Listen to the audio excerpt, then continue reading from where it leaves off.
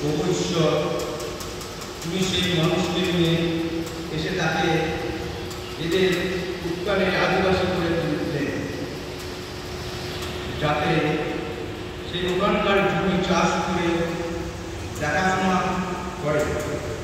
তাকে তিনি এই আদেশ দিলেন, দেখো, এই উদ্যানের যে কোনো গাছের ফল তুমি খেতে পারো, তবে ভালো মন্দ জ্ঞানের যে গাছটি রয়েছে তার ফল তুমি কিন্তু কখনোই খাবে না।